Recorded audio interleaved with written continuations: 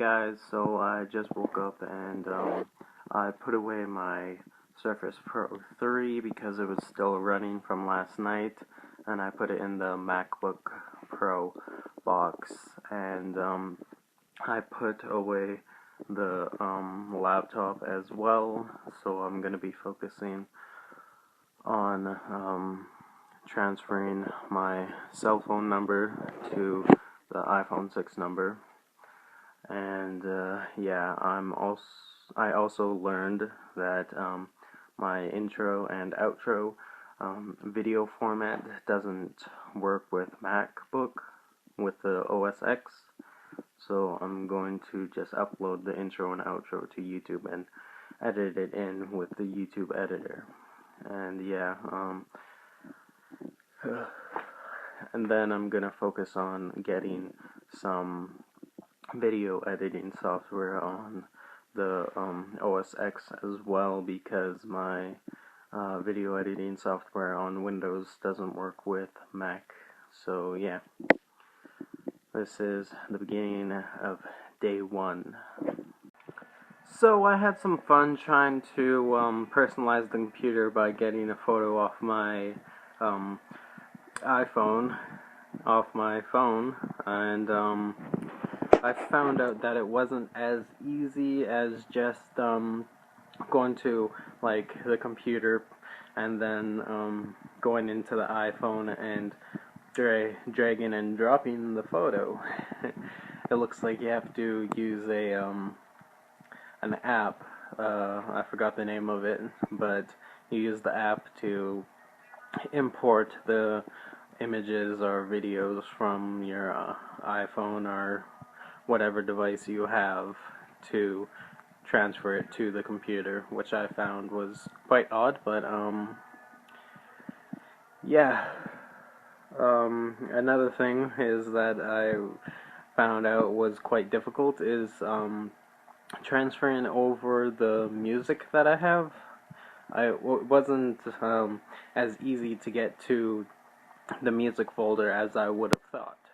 It was buried beneath some settings to show the music folder into the left side of the screen there.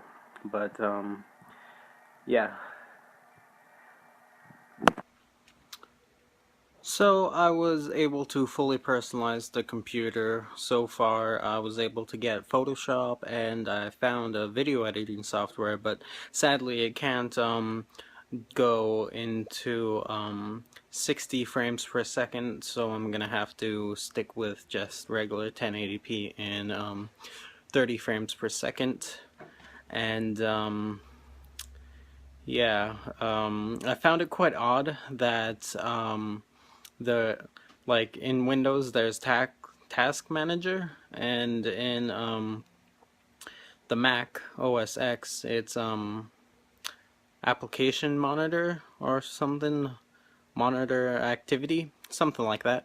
And it just looked a bit too overly complicated for just to monitor the system. Like in the Windows layout it looks more nice and more visually pleasing, if you could say. And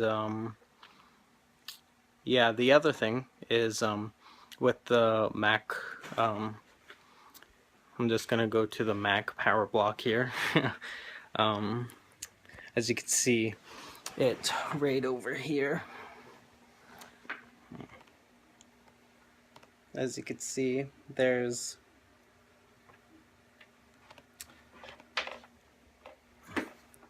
I don't know if you could see couldn't tell if you could see that properly or not, but yeah, I'm gonna show you it doesn't have a USB supply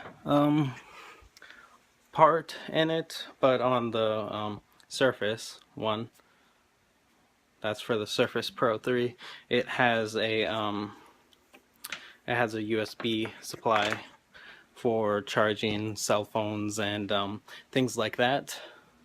I found it quite odd that it didn't have that as well.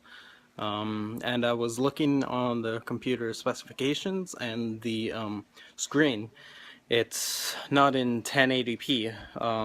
It's in only like 720p. It's 1280 by 800, which I found was quite odd for the price tag of the device itself. And yeah, I find that the computer seems to start up a bit slow as well. It just feels a bit sluggish, and when you start applications like Photoshop, it feels a bit sluggish for it to start up as well. And yeah, but then again, it is just a hard drive and not an SSD like what I had in the Windows 8 operating system. But yeah, those are the few things that I noticed. And another thing, the trackpad, the moving the mouse, there's no right click, so you can't get a context menu, but well, it's odd, in an odd place. You press, I'm pretty sure you just put two fingers on the trackpad and then you click, and then it will bring up a context menu, which I found was quite odd. Just kind of seemed like they didn't want it to be as similar as the Windows operating system.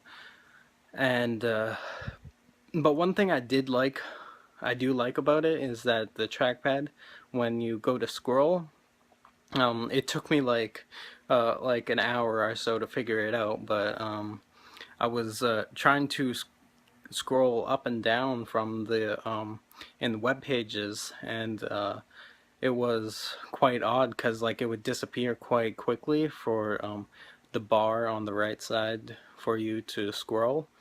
But I figured out that if you put two fingers on the trackpad and it will move, it will scroll up and down much as you would with a touch screen.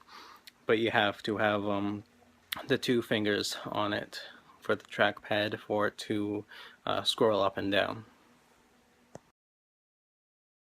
And another thing that I would like to note is the Safari, the web browser, I found is quite odd.